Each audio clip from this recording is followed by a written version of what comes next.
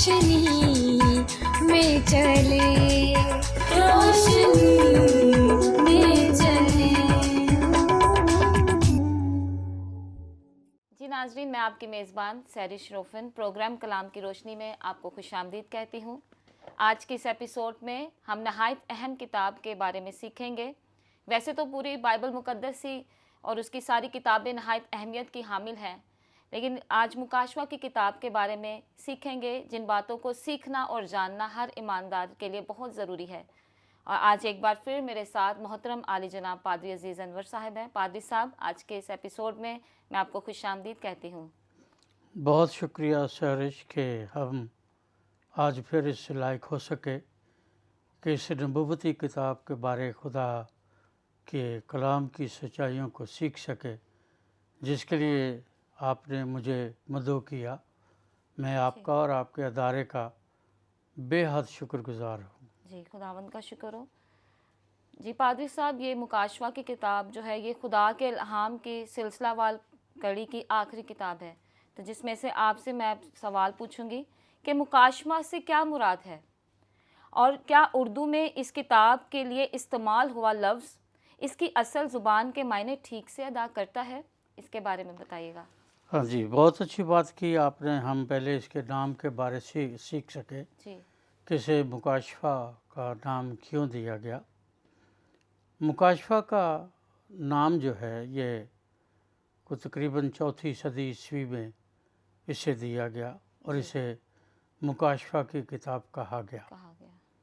مکاشفہ جو ہے اس کے لیے یونانی زبان کا جو لفظ استعمال کیا گیا ہے وہ ہے اپوکلپسس، اور یہ ہمیشہ کی طرح جیسے ہر گرامر میں ہوتا ہے یہ مرکب لفظ ہے جسے ہم کمپاؤنڈ کہتے ہیں۔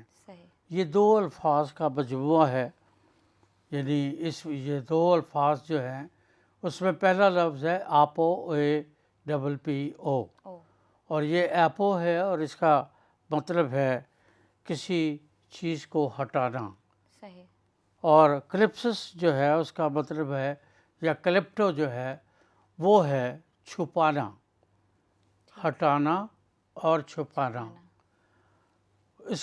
اسی لیے اسے انگلش میں ریولیشن کہا جاتا ہے۔ کیوں کہا جاتا ہے؟ اس لیے کہ بیسیکلی ریولیشن جو ہے یہ لفظ ریویل سے ہے، اور ریویل جو ہے یہ بھی مرکب ہے اور یہ 2 الفاظ کا مجموعہ ہے، ری اور ویل۔ ویل کہتے ہیں اس نقاب کو جو چہرے پر ڈالا جاتا ہے جب خواتین پردہ کرتی ہیں یا برقع پہنتی ہیں، یا کوئی بھی شخص جب اپنے چہرے پر نقاب ڈالتا ہے تو اس نقاب کو ویل کہتے ہیں۔ اس کی نقاب کشائی کو ریولیشن یا ری ویل کہا جاتا ہے۔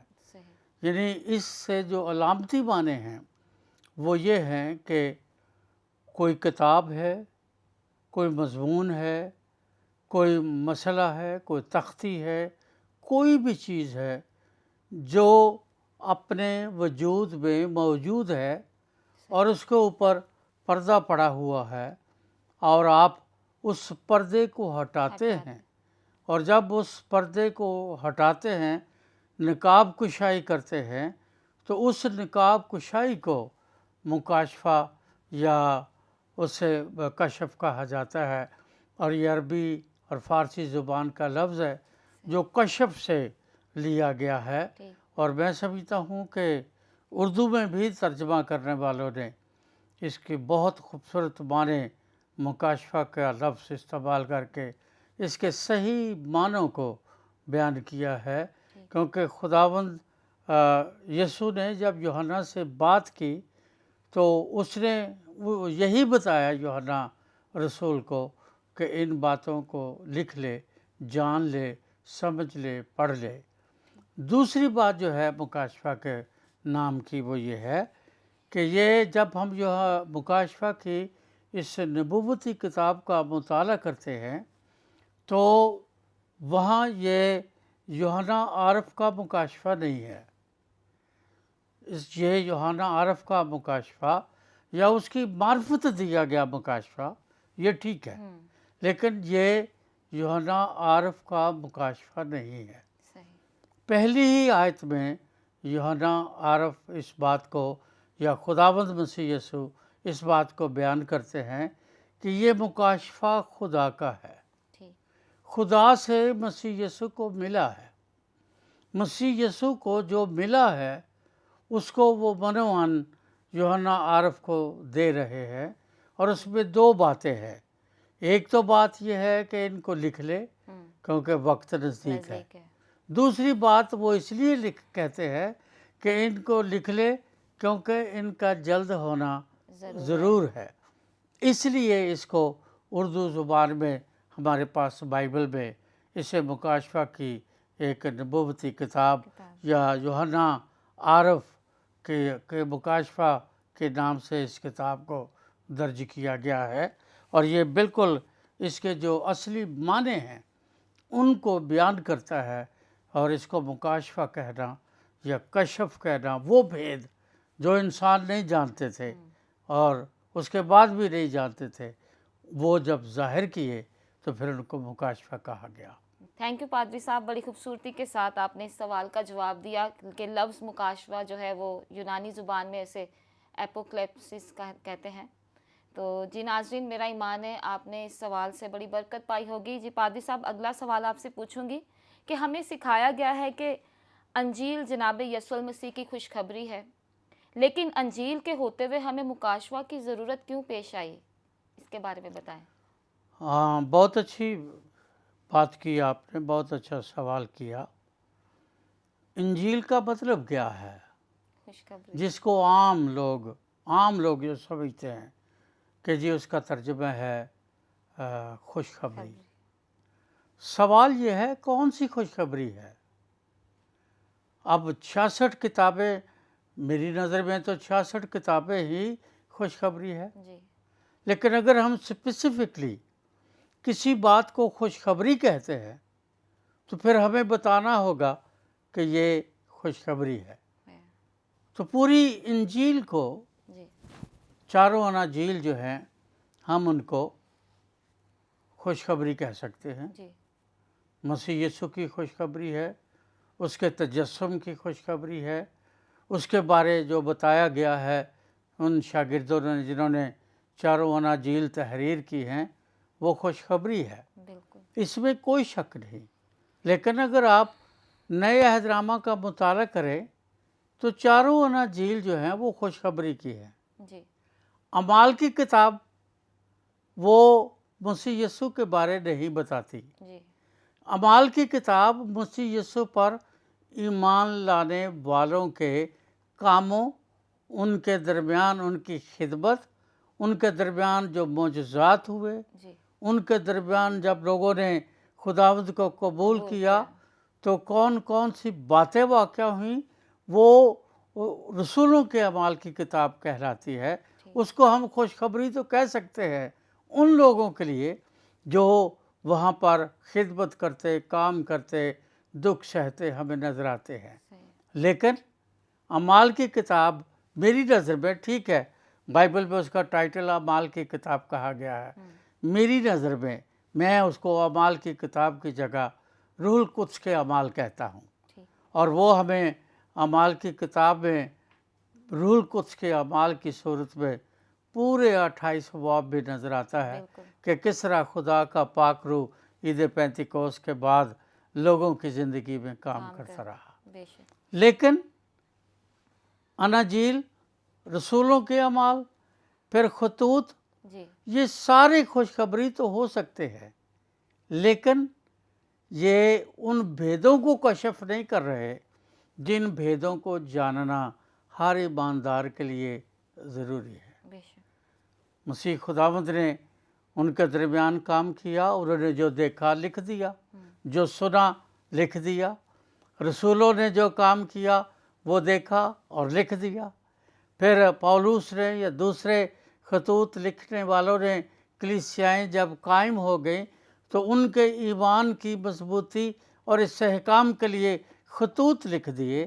لیکن मसीह यीशु जब आसमान पर उठा लिया गया तो फरिश्तों ने कहा, जिस तरह तुम इस यीशु को या यीशु नासरी को आसमान पर जाते हुए देखते हो, इसी तरह इसको इसी तरह आते हुए देखोगे। बेशक अब वो किस तरह आएगा, वो मुकाशफा की किताब बताती है।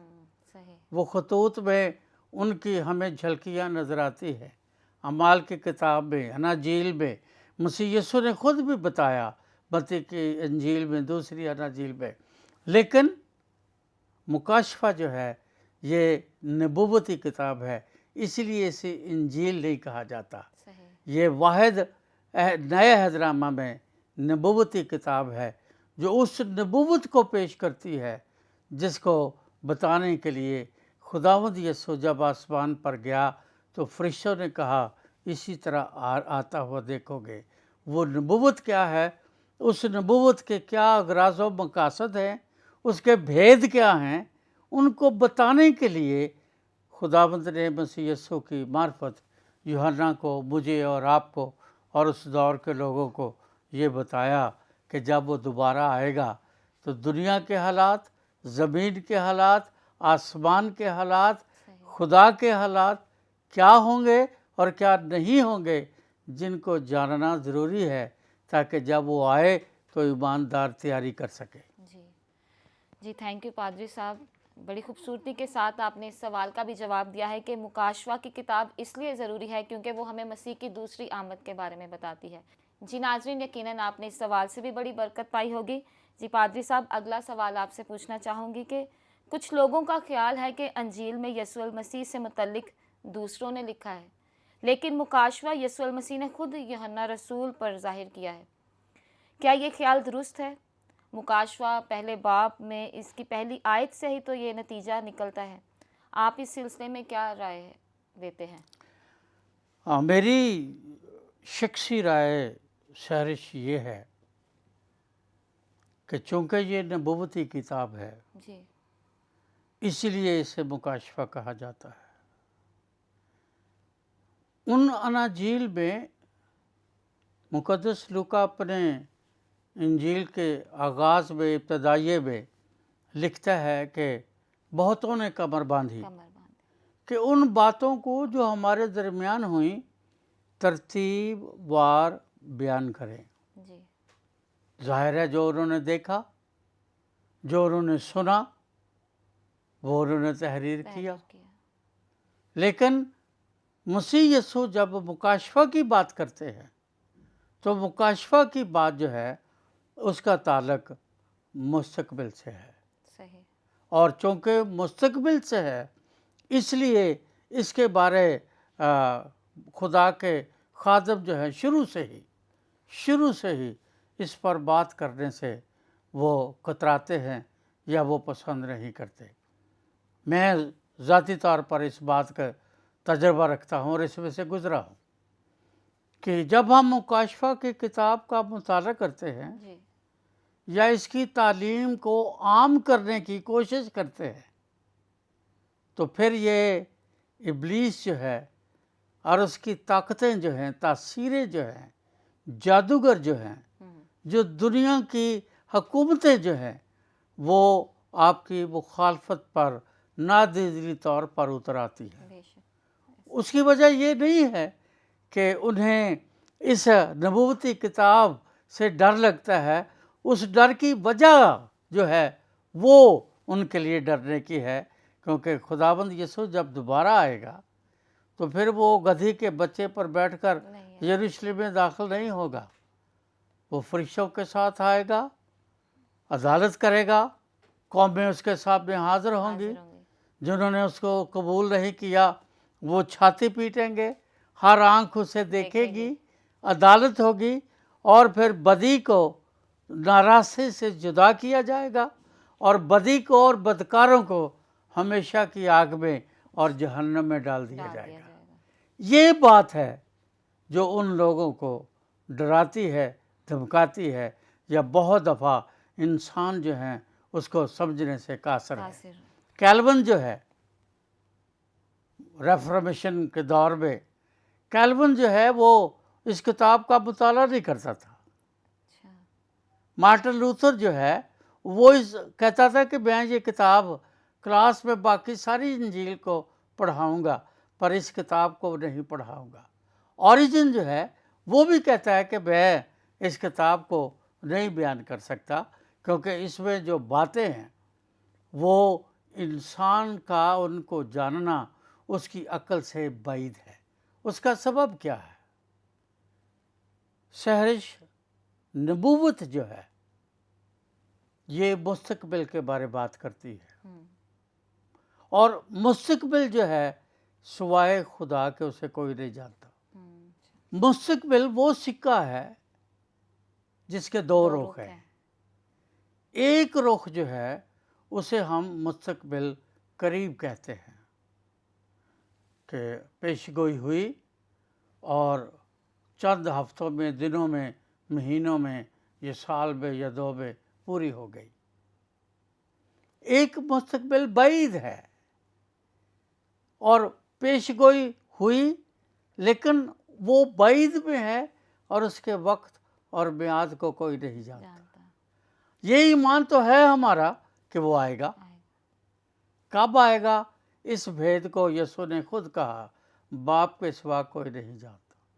اس وقت، اس میعاد، اس گھڑی کو جاننا مسیح یسوع نے اپنی زبان سے کہا، یہ تمہارا کام نہیں ہے، لیکن یہ بات اس نے مسیح خداوند نے خود بیان کی کہ وہ آئے گا اور اپنے جلال میں تخت پر بیٹھے گا اور پھر وہ ساری باتیں۔ وہ کب آئے گا اس کا خدا کے پاک کلام میں کوئی کیلنڈر نہیں دیا گیا، کوئی شیڈول نہیں دیا گیا، لیکن اس کے لیے یہ ضرور بتایا گیا ہے کہ ہم تیاری کریں۔ اس لیے مکاشفہ کی کتاب جو ہے یہ مستقبل کے بارے بیان کرتی ہے اور اس کے بارے میں دنیا میں 4 نظریے پائے جاتے ہیں۔ خدا کے کلام کے جو طالب علم ہیں وہ، یا ادب کے جو طالب علم ہیں وہ اس کے بارے میں 4 نظریے یا 4 اسکول آف تھاٹ ہے یا 4 مکتب فکر ہیں۔ پہلے مکتب فکر کے حامی جو لوگ ہیں وہ کہتے ہیں کہ مکاشفہ کی کتاب کو اتنی مشکل کتاب نہیں ہے، یہ بالکل ایسے ہی ہے جیسے پیدائش کی کتاب سے اینتھروپولوجی یا علم الانسان کی یا خدا اور انسان کی اور کائنات کی تخلیق کی تاریخی ایک حیثیت کا آغاز کیا گیا، اس کی ہسٹوریکل بیک گراؤنڈ کا آغاز کیا گیا اور وہ اس کی بنیادیں ہسٹوریکل نقطہ نظر سے یا تواریخی نقطہ نظر سے بیان کی گئی۔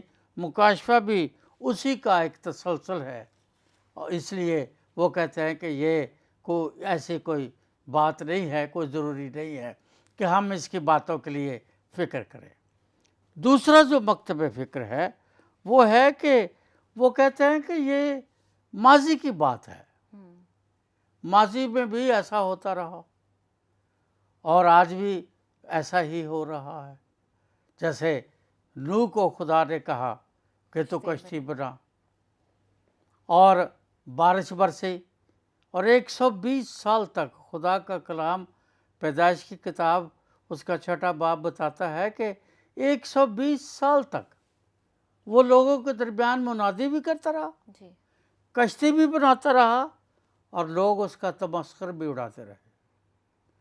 لوگ سمجھتے ہیں بالکل ایسے ہی 400 سال تک بنی اسرائیل قوم ملک مصر میں قید رہی، تو انہوں نے کہا کہ جیسے وہ قید تھے اسی طرح خدا نے موسیٰ کو پھر برپا کیا، اور یہ خدا کے اپنے ماضی کے کارنامے ہیں۔ اس نے وہاں سے نکالا، پھر اس کا قوم کا ماضی یہ ہے کہ بیابان میں 40 سال پھرتے رہے، ماضی یہ ہے کہ پھر وہ ملک کنعان میں داخل ہوئے، ماضی یہ ہے کہ جو لوگ مصر میں پیدا ہوئے بشمول بزرگ موسیٰ، ان میں کوئی ملک کنعان میں داخل نہیں ہوا۔ تو وہ کہتے ہیں کہ یہ بالکل اسی طرح کی نبوتی کتاب ہے۔ تیسرا جو مکتب فکر ہے وہ ہے کہ اب مکاشفہ کی کتاب میں 300 سے زیادہ سمبلز या इस्तारे या तशबीहात पाई जाती है। जी वो कहते हैं कि ये सिंबल्स की इस्ताराती किताब है, या इसको आम अंग्रेज़ी ज़ुबान में कहते हैं कि ये फिगरेटिव किताब है, और लोग जो सिंबल्स को जानते हैं वो इससे इस्तिफ़ादा कर सकते हैं। जो तशबीहात के इल्म को जानते हैं वो इससे इस्तिफ़ादा कर सकते हैं, और जो तशबीहात को या सिंबल्स के इल्म से नावाकिफ़ है वो इस किताब से इस्तिफ़ादा नहीं कर सकते, और ना ही उनकी कोई रूहानी तरक्की या ताबीर हो सकती है। चौथा और आखिरी जो मकतब फ़िक्र है वो है कि मुकाशफा की किताब के बारे ऐसा तबका दुनिया में मौजूद है जो इस बात से मुत्तफ़िक है कि ये किताब जो है वो मुस्तक़बिल से ताल्लुक़ रखती है, और मैं ज़ाती तौर पर उस तबके के साथ मुत्तफ़िक हूँ। बिल्कुल। ये किताब जैसे मैंने पहले बताया मुस्तक़बिल के बारे बताती है, लेकिन दोनों रुख जो है वो इसमें बयान किए गए हैं कि मुस्तक़बिल करीब और मुस्तक़बिल बईद। इसलिए ये किताब जो है ये अपने आगाज़ ही से आज तक लोगों के लिए मुश्किल किताब रही है। कुछ लोग इसको पढ़ते ही नहीं हैं, कुछ लोग इसके जादू टोने करते हैं, कुछ लोग इसको गलत इस्तेमाल करते हैं, कुछ लोग हैं जो इसको खौफ से नहीं पढ़ते कि हम पढ़ेंगे तो इब्लीस हमारे ख़िलाफ़ हो जाएगा, और ये बातें होती रहती हैं। लेकिन इसके बावजूद ये नबूवत की किताब है, और इसके बारे कहा गया है पहले ही बाब में कि जो इस किताब को पढ़ता है वो मुबारक है। ये पहली मुबारकबादी है जो मुकाशफा की इस सहीफ़े में, इस नबूवती किताब में मौजूद है कि इस किताब का पढ़ने वाला मुबारक है। जी, थैंक यू पादी साहब, बड़ी खूबसूरती से आपने इस सवाल का जवाब दिया है। जिस तरह आपने पहले स्टार्टिंग में बताया है कि इस किताब का जब भी मुताला किया जाता है तो इब्लीस और उसकी कुव्वतों को आग लगना शुरू हो जाती है। तो इंसान इस किताब का मुताला ना करे, ये इब्लीस का सबसे बड़ा मंसूबा है। वो लोगों के दिलों में खौफ, जिस तरह आपने बताया, खौफ डाल देता है। तो जो इसमें जो है इब्लीस की हार और अब उसके जो है अंजाम के बारे में पता चल रहा है, इसलिए वो नहीं चाहता कि मसलन उसके अंजाम के बारे में लोग जानें, उसकी हार के बारे में जानें। यकीनन नाज़रीन, आज के इस सवाल से आपने बड़ी बरकत पाई होगी। जी पादी साहब, और अगला सवाल आपसे पूछूंगी कि इस किताब के पहले बाब की दूसरी आयत में मंदरज है कि इन बातों का जल्द होना ज़रूर है। इससे क्या मुराद है? क्या ये बातें हो चुकी हैं? अगर नहीं हुई तो फिर ऐसा क्यों लिखा गया है? हाँ, बहुत अच्छा सवाल आपने किया है, बहुत अच्छी बात की है, क्योंकि लोग इस दूसरी आयत के बारे जब ये कहा जाता है कि इन बातों का जल्द होना ज़रूर है, तो वो अभी तक इनफैक्ट थस्सलुनीके की कलीसिया जो थी वो इसी बात पर पौलुस रसूल से बार बार सवाल करते थे। मुकद्दस पौलुस वहाँ गया, कलीसिया कायम की, वापस आ गया। करंथस में उसको पता चला कि थस्सलुनीके की कलीसिया जो है वो मसीह की दोबारा आमद के बारे बड़े सवाल रखते हैं, तो फिर उसने तीमुथियुस को वहाँ भेजा, और उनका सवाल भी यही था। वो दो बातें करते थे।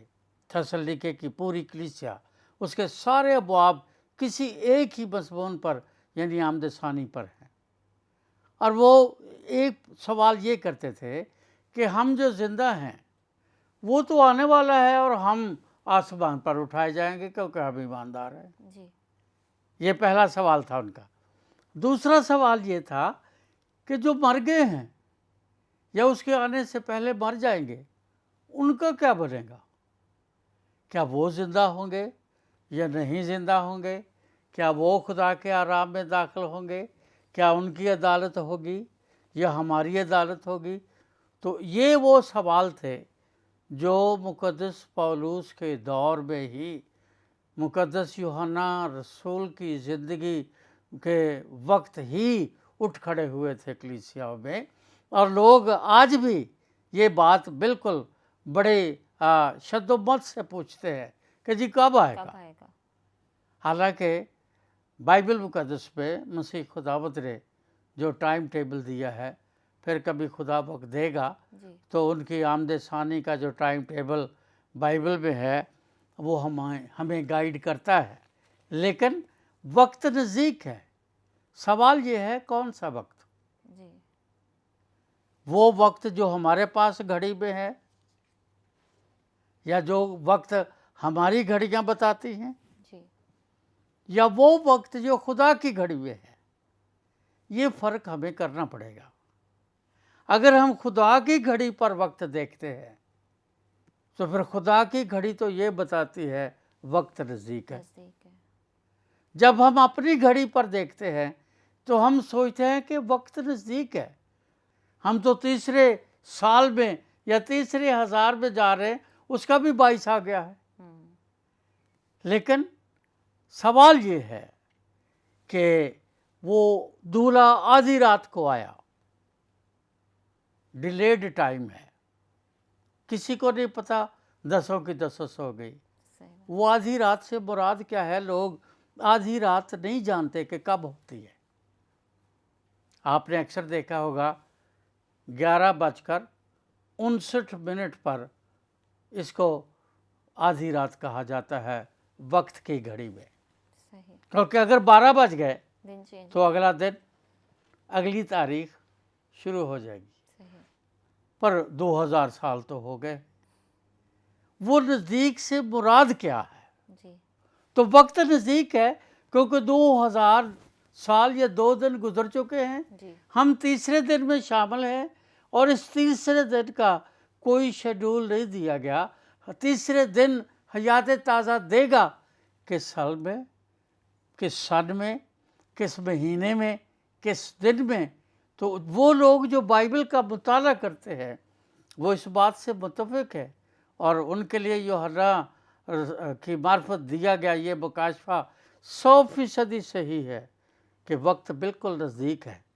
इसलिए चूँकि वक्त नज़दीक है इसलिए हमें तैयार रहना है। थैंक यू पादरी साहब, बड़ी खूबसूरती के साथ आपने इस सवाल का जवाब दिया है। जिस तरह आपने बताया कि वक्त नज़दीक है तो हमें भी उन 5 कवारियों की मानिद अपनी कुप्पियों में तेल भरने की ज़रूरत है, क्योंकि दुल्हा आने वाला है और हम जो कलीसिया जो दुल्हन है उसको चाहिए कि अपनी कुप्पियों में तेल भर कर रखे, अपने आप को तैयार रखे। यकीनन नाजरीन, आज के इस एपिसोड से आपने बड़ी बरकत पाई होगी, बहुत सी बातों को सीखा होगा, जाना होगा और ये बातें आपकी रूहानी तरक्की का बाइस बनेंगी। आज के इस एपिसोड में मुझे और पादरी साहब को इजाज़त दें। खुदा हाफिज़। आओ हम खुदावंद की रोशनी में चले, रोशनी